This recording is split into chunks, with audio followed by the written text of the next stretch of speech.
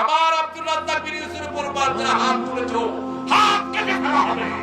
বাংলাদেশের একজন খ্যাতনামা আলেম আব্দুর রাজ্জাক বিন ইউসুফ, শেখ আব্দুর রাজ্জাক বিন ইউসুফ হাফিজাহুল্লাহ, একজন বড় শায়েখ, শায়েখ আব্দুর রাজ্জাক বিন ইউসুফ, আলেম দ্বীন শেখ আব্দুর রাজ্জাক বিন ইউসুফ হাফিজাহুল্লাহ। শেখ আব্দুর রাজ্জাক বিন ইউসুফ, আমার সাথে কোনো আলেমের মতের অমিল থাকলে তার উপরে যে হামলা করতে হবে, এটি কোনো সভ্য সমাজের মানুষের বৈশিষ্ট্য হতে পারে? এই বাংলাদেশের সবচেয়ে বড় আলেম, যিনি সবচেয়ে বেশি হাদিস নিয়ে গাটাগাটি করেন, যিনি কোনোদিন বানানো কথা ময়দানে বলেন না, রাজ্জাক বিন ইউসুফের উপরে যখন হামলা করা হয়েছে, আল্লাহর কসম আমি মোল্লা নাজিমের কলিজা চূর্ণ বিচূর্ণ হয়ে গিয়েছে।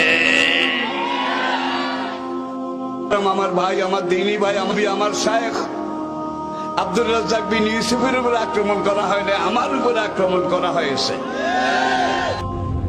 আমাদের শেখ আব্দুর রাজ্জাক বিন ইউসুফ ভাইয়ের মাদ্রাসা তো, আর উনি তো পড়া মানুষ, ওনার শ্রোতারাও পড়া, ইনশাল্লাহ আশা করি। ইসলামী চিন্তাবিদ, শিক্ষাবিদ এবং গবেষক মোহতারাম আব্দুর রাজ্জাক বিন ইউসুফ।